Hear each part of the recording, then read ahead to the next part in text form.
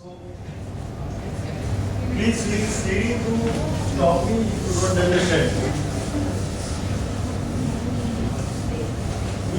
In your curriculum, do you have exposure to groups, fields, polynomials? Some people have just begun studying groups and Polynomials? Polynomials they should be known. Polynomials? I think you should start with quadratic equations. So, first of all, so these objects are familiar, no? Real numbers? Real numbers प्रत्येक talk open up. Yes.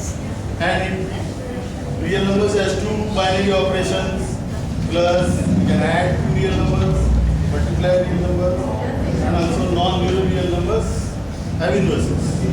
So such a thing is called a field. So field is a set which has two binary operations where you can add.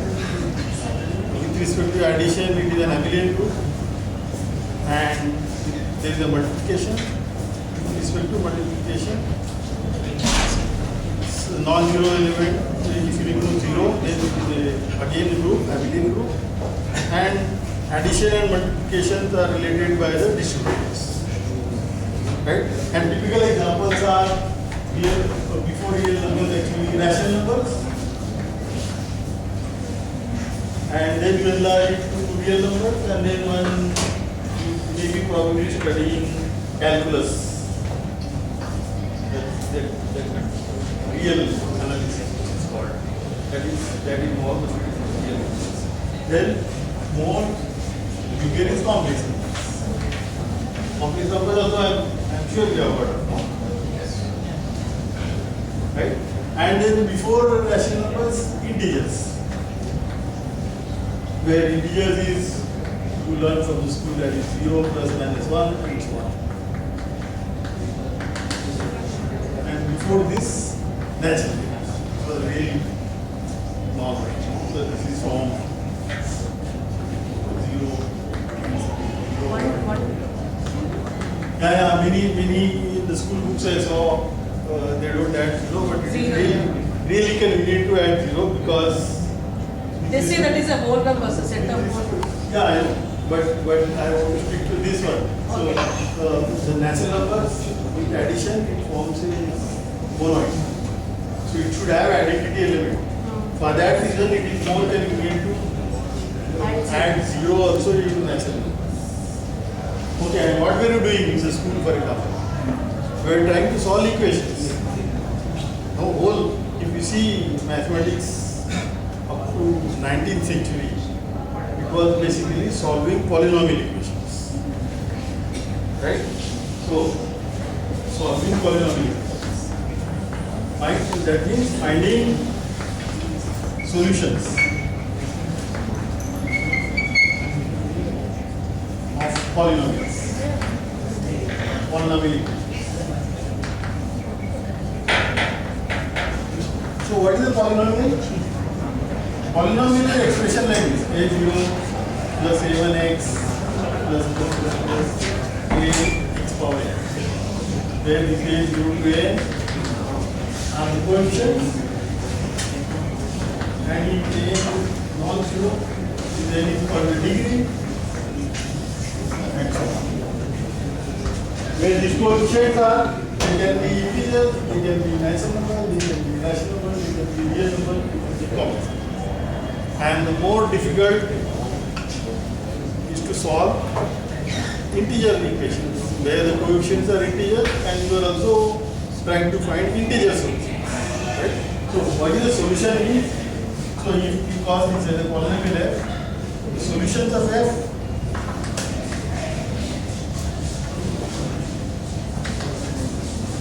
means this is the set of all alpha, let's say, we call it in the real numbers, such that f of alpha is 0. And you want to find such. And you know probably this is the finite set. It has at most n solutions. So the cardinality of solutions is at most the degree. Because you would have learned a theorem like this. If alpha is a solution, f of alpha is 0, that is equivalent to saying x minus alpha is a factor divides. So if you keep dividing, at most it will have. Yeah, everyone is convinced. It can have at most n solutions. Is it clear? There will be some of may be repeated. It may not have any solution. For example, look at the equation x square plus 1 equals Can 0. have. Is there no solution? Can have. Will have a solution. Can have. Can have at most. Yes? Because the solutions are plus minus imaginary, right? And that is not a real solution. So this such a, and in the school, the whole time if you see your 10th, 11th standard, you are trying to solve low degree equations. Like degree 2, degree 3, degree 4, and so on. And even degree 3 and 4 probably Very touch rarely. it in the Very rarely. huh? Cubic and picot, we are doing it in a very preferential way. In a college. If I define school like till 12th class, even we are not completely addressing the issue of solving cubics. So if degree of f is 2, then one calls it quadratic. And then you learn in the school how to write down the solutions.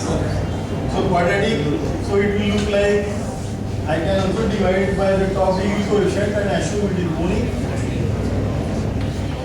So quadratic will look like this. Get B and C are some numbers. Say real number. And how do we find the solution? You know the solution, no? Can somebody dictate? What are the solutions? Minus b plus or minus Minus B plus or minus plus minus.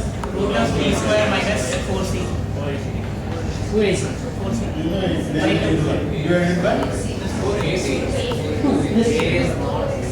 A is 1, no. In this case, A is 1. How did this formula came?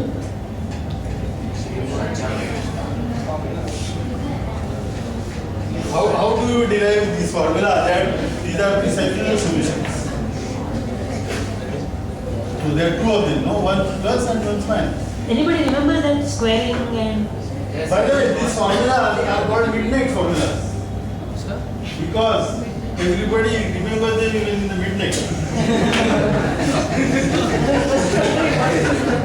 and they are actually Indo-Indians. Right? You see the Indian mathematics history, 1000 years back. These formulas were known. And so how do you derive these formulas? So this formula, this expression shows that you can find the solutions of this equation by using the operation plus, minus, multiplication, division and extracting the square roots. I'll be even happy if some crazy guy says I don't believe in this one. Fine. We will derive it. If you say we don't know, we will derive it. Are there any crazy guys here? Does anybody know how to derive this formula? Nobody wants to be crazy. So what shall I do? Shall I assume that you know this? That's an exercise. I think by tomorrow they'll come. Shall we derive? I think you should be crazy. You should be crazy. You should question why. So let us derive it. He says to derive it. So we'll derive it. Okay. So let us derive it. Come in.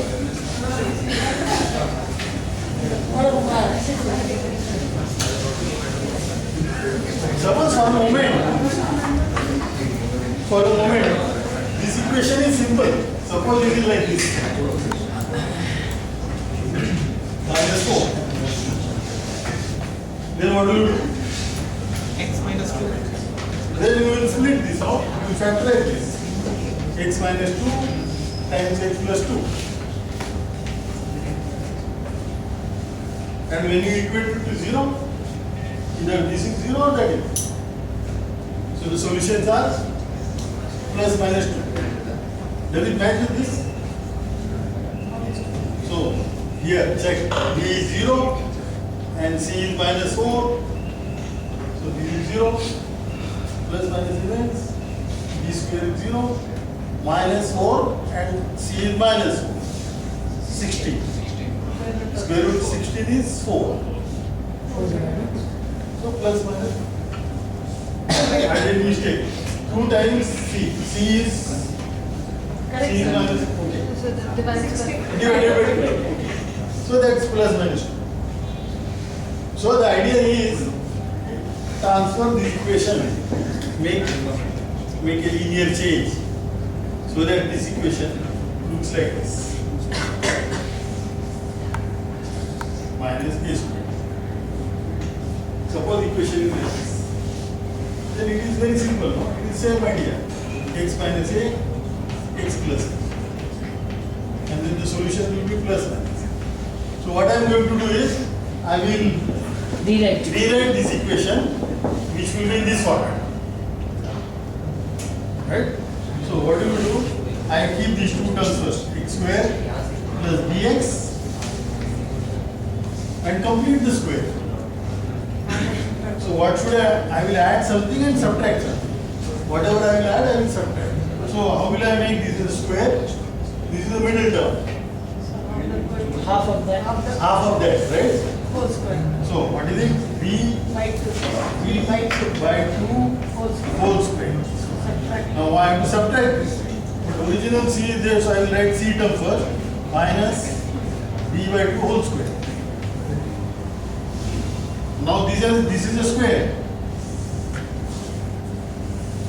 Now this is x plus B by 2 whole square.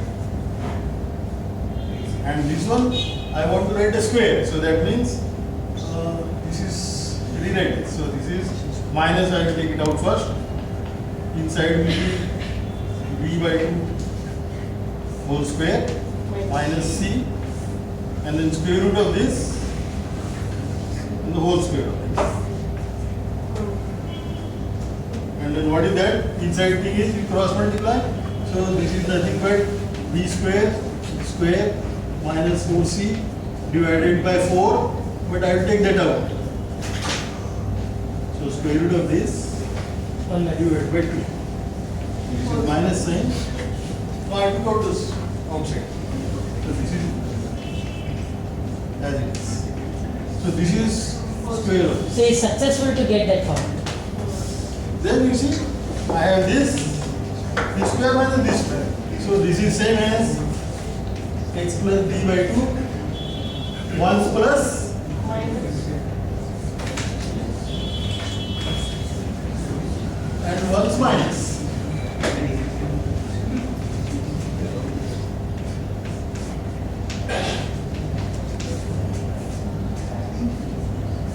Another equal to 0.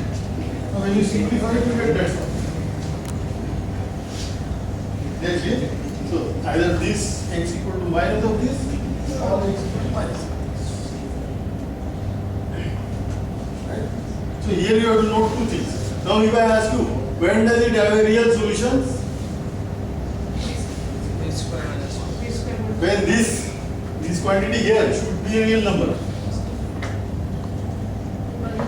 When is it a real number? B square minus 4. B square is greater Non-negative. When it is every positive real number as a positive square root. So that means this should be a square in real numbers. Right? So the point I want to stress is the quadratic equation you can solve and get the roots. And the solution you can always write by using coefficients and the operations of real numbers, plus, minus, multiplication, division. And in addition, you have to also use square roots. Then you get a formula. Now, the same thing one would like to imitate for cubic equations.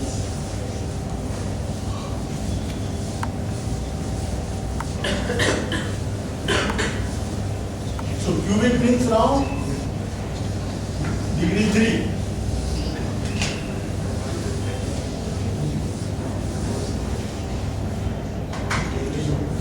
Degree 3. So it will look like this.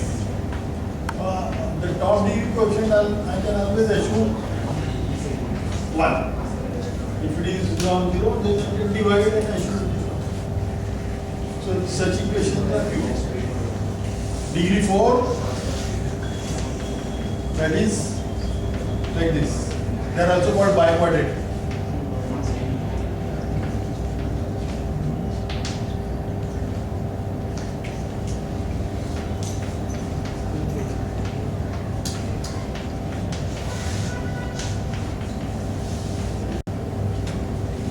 And then if you see your college curriculum, I think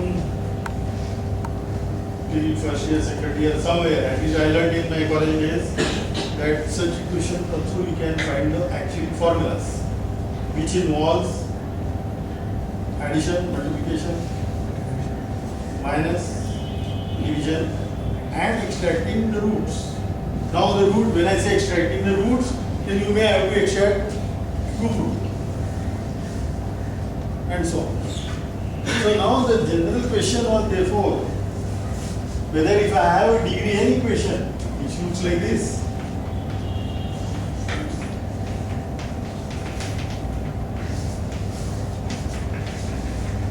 does there exist a formula for its solutions, which involves plus, minus, multiplication, division, and extracting the radicals. Radical means square root, cube root, fifth root, seventh root, and so on.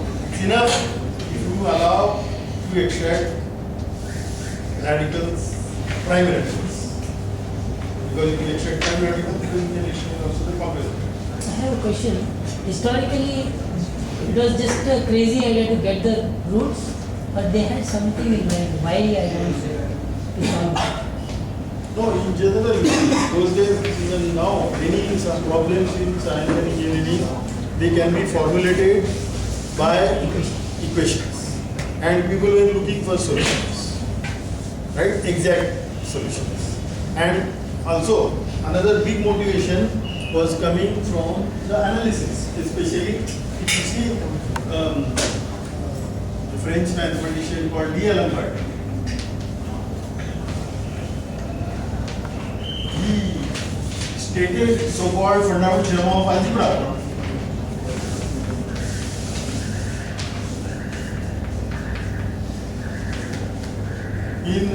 Already in 1741.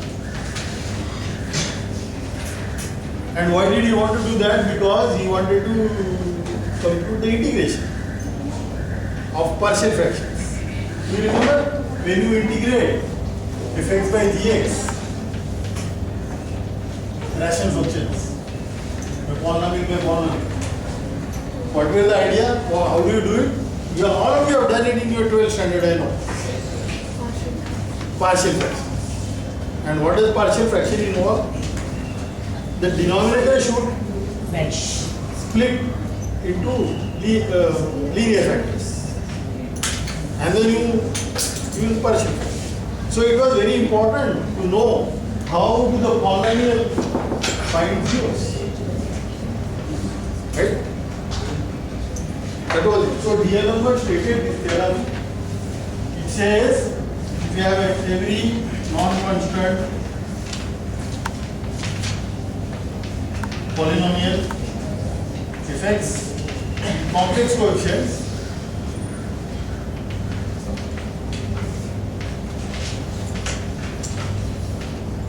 have complex coefficients.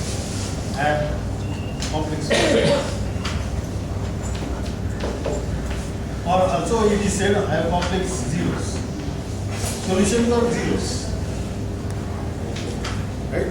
So that time D'Alembert offered a proof, which was very nice proof. It is correct proof, but that time it was not accepted because he used some ideas which were not true in those days. And later on people have proved it. For example, I will offer a proof of this theorem right now to D'Alembert's proof, and can go and read more about it later. So, what was D.L.M.'s idea? I think I should say very many working mathematicians know some of these things. But here is a man who has gone through the original papers. He has really read many of these things. So this is very authentic, even for me, some important semi-historical information which one should have in every subject, including mathematics. And also, at least my own experience that if somebody tells me history, I get very inspired to read more. There is a human touch. So it is even for my teachers and my other colleagues. Can we say that- secondary source and primary source? There is a secondary source of information. There is a primary source of information. Yes. Yes. Okay, That's- so- that's a correct thing. The original papers is the primary source. And we learn from secondary source, secondary source, secondary source, and then the message gets diluted. And then, okay, so just before this, little history more. Why do D.L. Lambert wanted to compute the, see, why do you want to compute the integration? Remember, in a lot of curriculum, a lot of integration you study, and a lot of application, no? The main purpose of integration is finding the area, right? In your exam, you get now find the area formed by this line and parabola and so on. So main aim, even those days, was to find area. And why? The reason for that was, you see, remember this is history again. But do you know the river which cuts Africa? Big river. Nile, very good. So the Nile, see, once it got flooded, when it gets flooded, no water will flow like this, no? It flows like this. So the farms which were on the coast of Nile, they got flooded and the crop here got wiped out with the water. Now the farmers complained to the king, they have to pay taxes. And you know now also when people have to pay taxes and they didn't have the crop, so they complained to the king. That time. It was about 5,000 years back. So then the king assured them, no, I will make a computation, how much ever crop is wiped out, that much will be cut from your tax. So the king was looking for people who can compute the area. So now this area, you see, these are two continuous things, and then this area one has to compute. And then the intellectuals at that time realized that this is equal to computing the area. And how the area is computed by integration. So it became very, very important to compute area. So D.L. Lambert was also wanted to compute area, integration, differential equations also. So it became very important to know how to factorize polynomials. Right? And already before this quadratic, cubic, etc. that was cubic and biquadratic was about 15th, 16th century, and quadratic was much before. So afterwards, when the degree grew more, degree 5, degree f became to 5, things became much more difficult. And people were not knowing whether there are formulas. But how do you prove that? You see, the mathematicians want exact proofs or supporting examples and supporting theories and so on. So this came much later than D.L. But D.L. Lambert was the first to state this theorem explicitly. And later on, you know that this is attributed to Gauss. Gauss, around 1898 or so, he gave a proof of fundamental theorem of algebra. He gave acceptable proof, but even if you read now, there are people who are saying that there were gaps, but they were accepted. But D.L. Lambert time it was certainly not accepted. But you see, D.L. Lambert's idea were very good. And now it's a complete proof. Now I give you that proof. So, what D. L. Hubbard thought? He thought the following. So we have a complex formula. Coefficients are complex. So think of f as a function from C to C. Any z complex number z goes to f of c. So it's a map, and polynomial maps are nice maps. You would have studied polynomial maps are differentiable, they are analytic, and so on. Right? That is what you study in your curriculum of few years in the college. Now this analysis, differentiable, in fact many times differentiable, in fact analytic, and so on. And what do you want? What is that you want to do? You want to do that it has a complex zero. That means zero is in the image.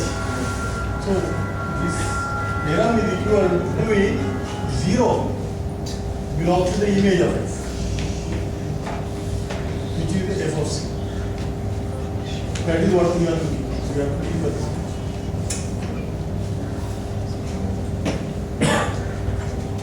So D. L. Hubbard first observed that Question mark. this is a question mark. So D. L. Hubbard first observed that the map is a closed map. So closed map means so closed set is mapped onto closed set. Everybody know what is a closed set? Open set, neighborhoods. That is what you will learn in your probably metric spaces course. Unfortunately, BSc we have not introduced metric spaces. Yeah? Metric spaces. Metric spaces. Oh, but you understand open sets, right? Yeah, okay. What they understand is closed interval open interval. So what is an open set? Open set. What is an open set? Excluding that point. Every point is an interior point, right? And when do you say a point is interior? Every point has a small open interval around it which is contained in that space. Such a set is called open set. The complement of open set is called closed sets. So closed sets are precisely the complement of open sets. So D. L. Hubbard says first observation that f is a closed map.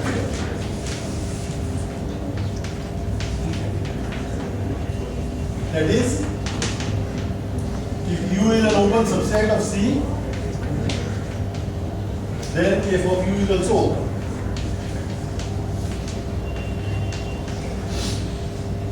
You will see that.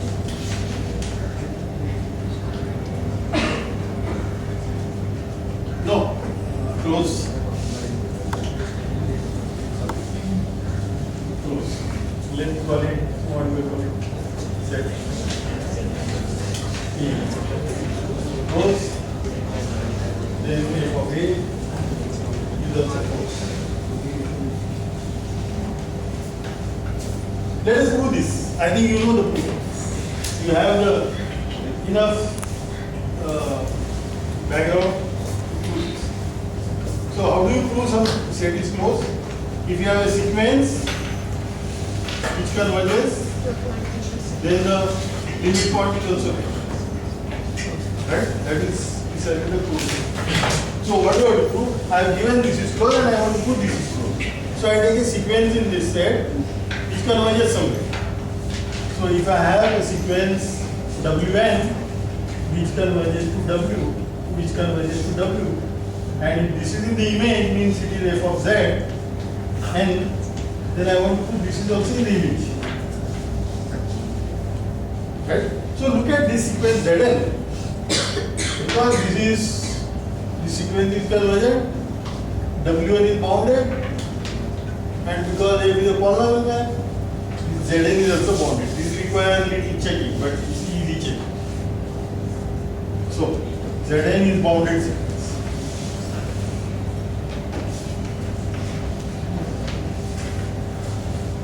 And what did you learn?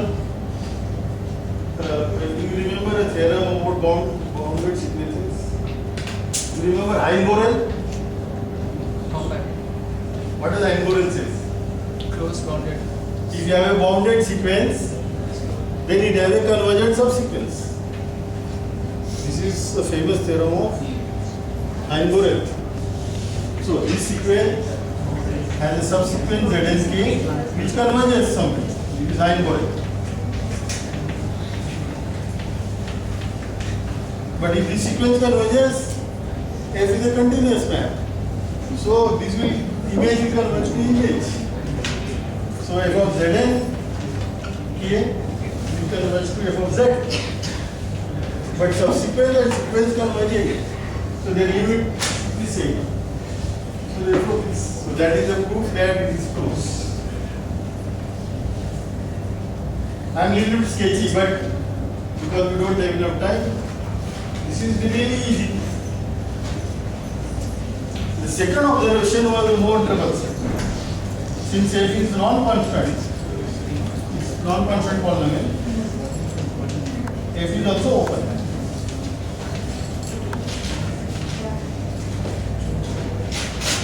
This was a fact that mathematicians that time did not accept because so-called open mapping theorem was not proved that way. Open mapping theorem says if you have an analytic map, then it maps open to open. But he somehow knew this, amazing. And then after that, you see then image is both image of C. C is closed with C, so by 1, F of C is closed, C is open, therefore F of C is open. So this set is a non-empty open and closed sets. And then you learn there are no proper non-empty open and closed subsets of C other than C. So that proves this is C actually. In particular 0 number. So that proves. Right? So this is the simplest proof I know. This is like a midnight proof for you. And there are many other proofs. Right? So this theorem, if you see the books, it is called Gauss theorem. But if you see German book, they will say theorem of Gauss. If you see French books, they will say theorem of Diaz. Then I was curious to see some English books. English books say Gauss Diaz. Yes, both they give both. Define. So this was actually the starting point. So this says that if you take any polynomial, so reals. They should say D'Alembert though. English. Yeah, English said because Alphabetically. no, They say D'Alembert Gauss or they say Gauss D'Alembert. So what do we know now? If you have any polynomial of any degree, it's a real coefficient. We definitely know there are complex solutions here. Right? Because of this. And degree 2, 3, 4, we know how to actually write them down explicitly in terms of the coefficient and radicals. I want one clear one doubt. When sir says complex solutions, don't assume that every root should have an imaginary part. Right? Complex, every real number is always a complex number, setting the imaginary part to 0. So don't get into your mind that all roots should always be complex, meaning properly complex. It should have it not have Okay, so then one study easy way to study is some statements like if you have a real coefficient, then the roots will come in pairs. If Z is a root, then Z bar is also root. With surds come in pairs. Surds also come in pairs. The roots come in pairs. Right? So now the big question was how to find, how to write the formula, or whether it is possible or not. How do we decide whether a polynomial has roots which can be written by using the field formula, field operation and radicals? This was a long standing question for a long time, and because of this, a lot of mathematics. algebra, geometry, topology, many things came into the picture. And first, the person, prominent person who attempted actually it is true and believed was Lagrange.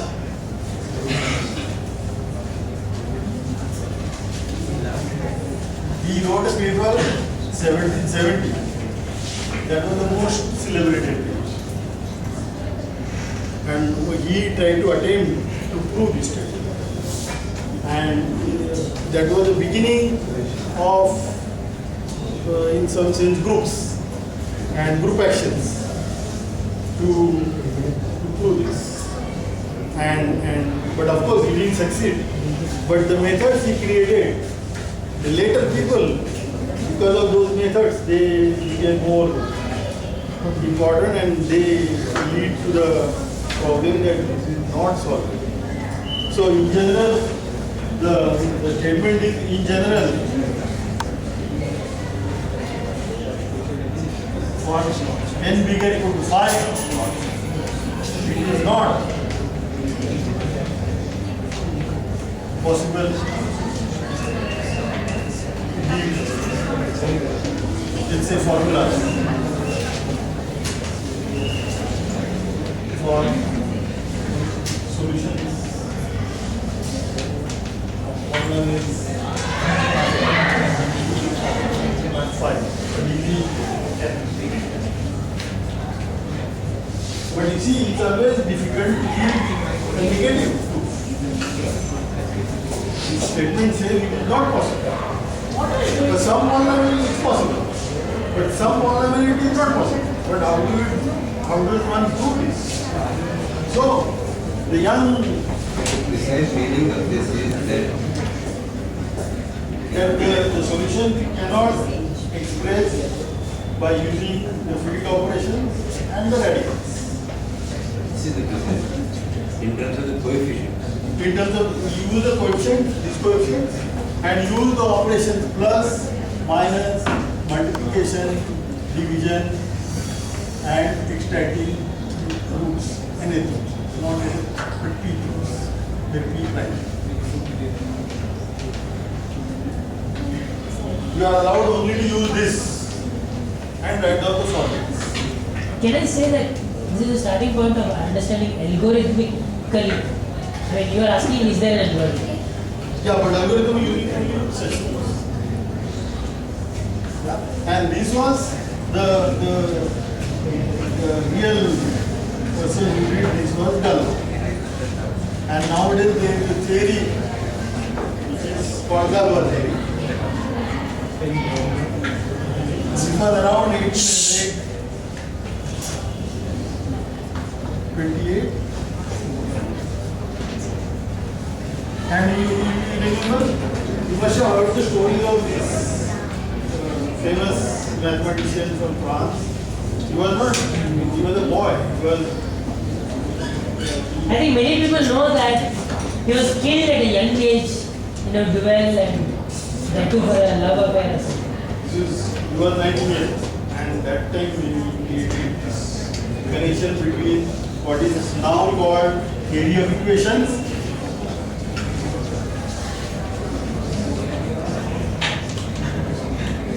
and what is called group theory.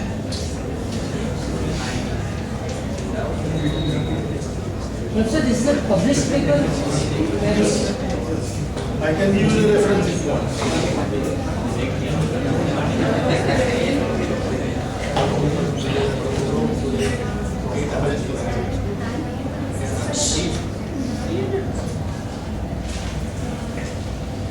But there is a, I don't have it here. But he actually gave the full connection between the two subjects. But around the same time, there was another mathematician called Abel.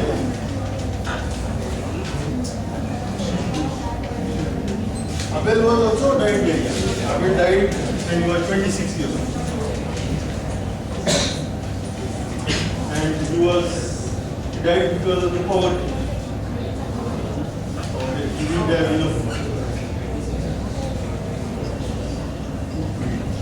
So he also proved this theorem, but he didn't give the full. He only proved that it is not possible. But Galois did much more. Galois actually gave a criterion. Why? How do you decide whether the polynomial solutions are expressible in these operations? If and only if what? So that if and only if statement get translated into group. And that was the first time when people realize studying groups is also very important. And that is called, this connection is called Galois. And then on one hand you have to be very concrete with your equations, etc. On the other hand, see concept of group, you know, it is little abstract. But this is a very good connection. Galois was the first to realize that this connection is so important. So I will just throw little bit so everybody know what a group is. And you know examples of groups. Can you tell me some examples of finite groups?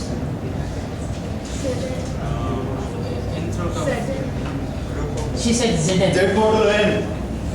So these are examples of Z modulo n. I minus I1. I minus I minus I. Only two. No. Fourth roots of unity. Second, fourth roots of unity. Which? I minus I plus minus 1. Oh, plus minus 1. I Plus minus minus I. This? Any other? Operation, Vinay? Operation. These are all. Binary operation.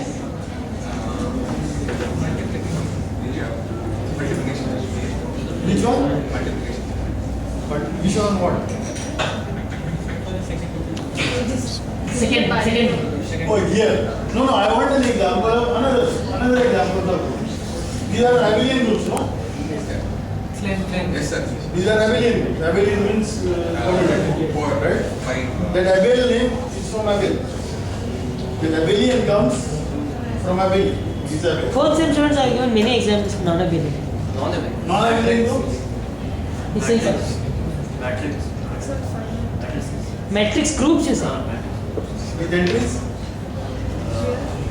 What kind of entries? Take any, you take real numbers or tell something. Real numbers. Take integer also. He wants to make it simple. But any matrix or some special matrices. Square matrix, they should be square, right? Yeah, square integer entries and multiplication. They should have inverses. Determinant should be non-zero. Okay, before that, have you heard of permutation groups? Permutation group? That is usually it is denoted by Sn. They understand S3. Oh, S3 first. Okay, S3. These are permutations. 1 to 3 to 1 to 3, right? Bijective maps. How many permutations are there? 6. How many permutations of 3 letters? Multiplicated modulo and Yes? 6. How many permutations? On 3 letters? 6. 6. 3 factorial, right? So the cardinality of S3 is 3 factorial, which is 6. So similarly, we have permutation not of 3 symbols but n symbols.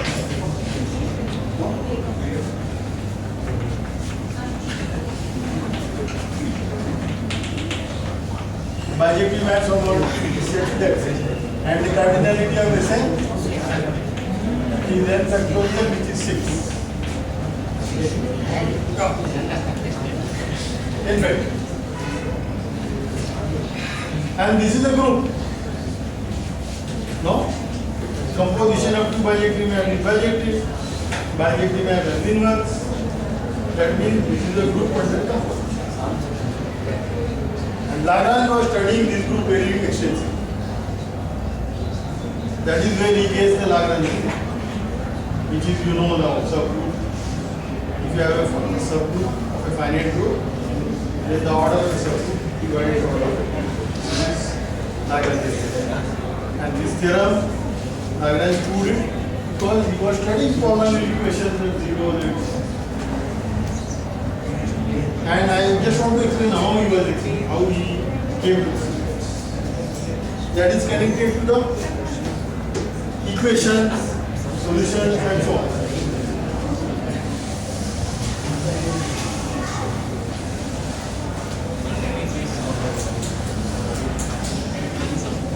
So you see, if you have a polynomial, x power n plus a1 x power n minus 1 plus a minus 1 x plus a. And suppose it started like that. Suppose you know the zeros of this polynomial. There are n of them. Maybe repeated.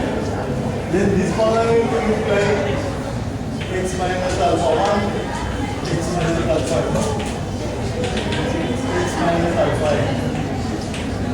And you wanted to study these alphas in terms of this superposition. Right? In any case, we know these alphas are complex numbers. That is because of the fundamental theorem of algebra. So when you expand this side, what do you get? This is x power n. Then the next term will be the coefficient of x power n minus 1. What is it? Negative of the sum of alphas. Minus sum of this alpha 1 plus alpha n. The next one, let's take 2 at a time, multiply them and take all possible products. This is the question, the plus sign. Then minus sign, 3 at a time.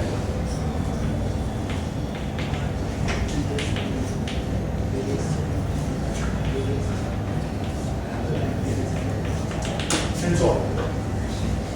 So this is just expanding and collecting the coefficients. So these functions, these are functions of these alphas. They are polynomial. So for example, this one is called. So when you compare the coefficients now, this is A1, this is A2, and this is A3, and so on. Right? So now I want to make little abstract. So this in last time when I gave a lecture, how many people were there? You were there. Can you remember I gave a definition. We have a set X and G is a group. And then what means by G operating on X?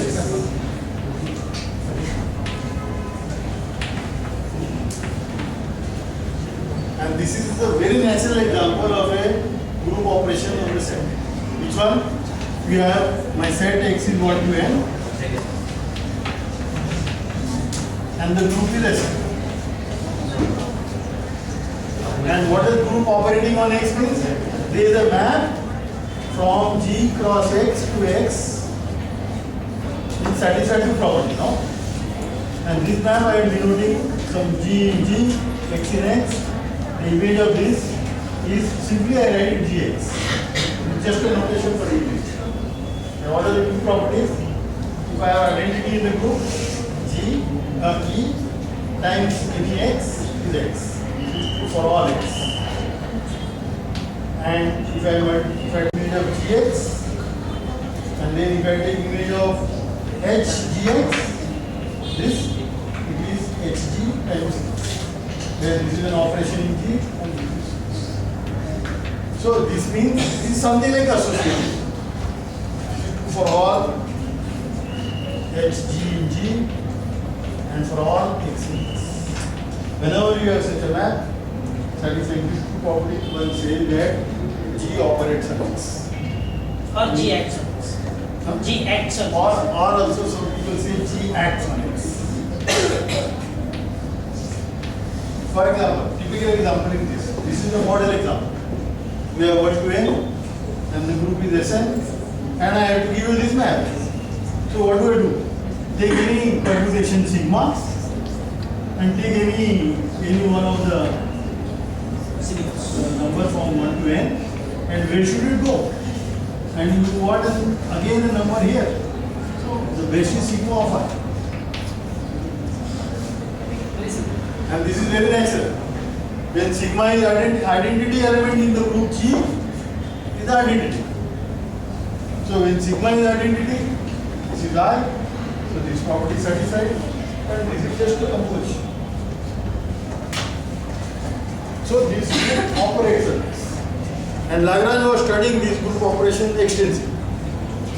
And what he wanted? Actually, he was studying like this. This 1 to n is what? Orthogonal circular fan.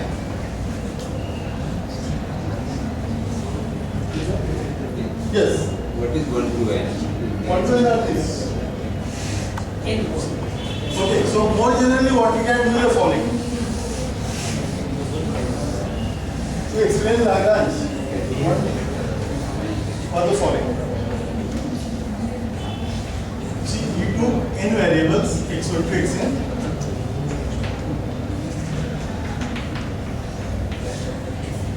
And then look at all polynomials in n variables. So we have a field, you can take real number, the complex number doesn't matter.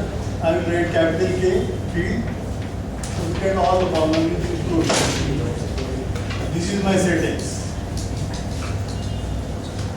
And the group is Sn. And it operates on the polynomial. So how does it operate on the polynomial? If I have a sigma permutation, if I have a polynomial f in n variables, just map it to take a polynomial f, but permute the variables. Then you get a new polynomial. So this is the operation of the group Sn on the polynomial. Right? And then whenever you have a group operation, one asks what are the fixed points and what are the orbits. Orbits are what? In general, if I have an element x in x, orbit of x, if you keep applying elements of g, so is equal to gx when g is value. This is an orbit.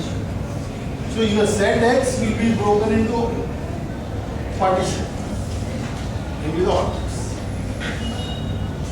So Lagrange is asking what are the orbits here and how big are the orbits and what are the relations of the number of elements in the orbits to the order of the group, which is n factorial. So that was Lagrange. So he proved if you take any polynomial f and look at the orbit of f, that is take sigma, apply to f, sigma varies.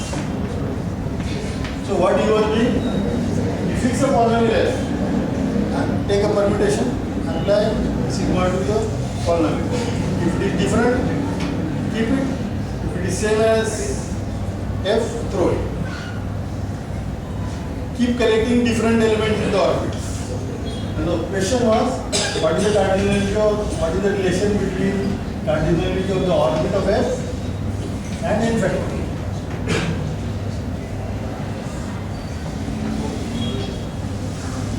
And what he proved was this cardinality divides this. That is what the famous theorem now in the books it is written, orbit stabilizer theorem. The cardinality of the orbit equal to index of the stabilizer. That was Lagrange. And that in general then it became more general. Finally in the book theory of equations that is. But it is not good. It is better to remember both. Then only one feels the subject. So stabilizer was what? All these I explained in my last lecture. Stabilizer was all those elements of G which don't move X. And stabilizer is the subject. And then orbit stabilizer theorem says cardinality of the orbit equal to index of the stabilizer.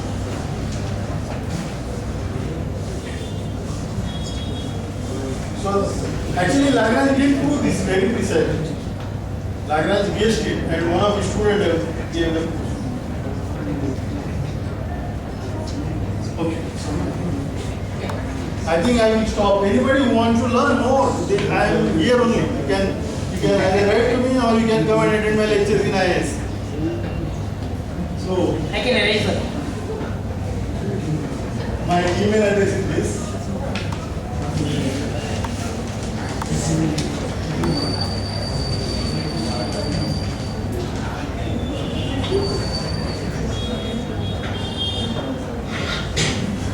Yeah, the message is the question is still incomplete.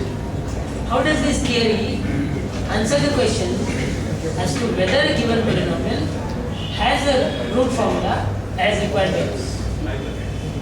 So I will tell you that means a polynomial has a formula. The solution of the polynomial has a formula if and only if the corresponding group is solvable. So for each polynomial there is one attached group which is called the Galois group. And if this group is solvable, now we have to go and study more group theory, there is a concept of solvable groups. If this group is solvable, that is equivalent to saying there are formulas for the solution of that problem. Okay? So usually it takes one semester course, provided we have a good background from algebra, theory of equations, group theory and so on. Then we need one more semester to understand this very precisely. So right now I think we will concentrate on studying basics of proofs, basics of theory of equations, and then try to see whenever possible to connect. Right now I am giving a course commutative algebra and algebraic geometry, which is also a little bit more general than this. So there is a bunch of polynomials, not one variable but many variables, and trying to study the common zeros of these polynomials. And then this study is called algebra. And for that you need a little more sophisticated algebra, which is called the commutative algebra. Anybody has any question, you can either write an email to me or just come down to IISc. I will be very happy to discuss.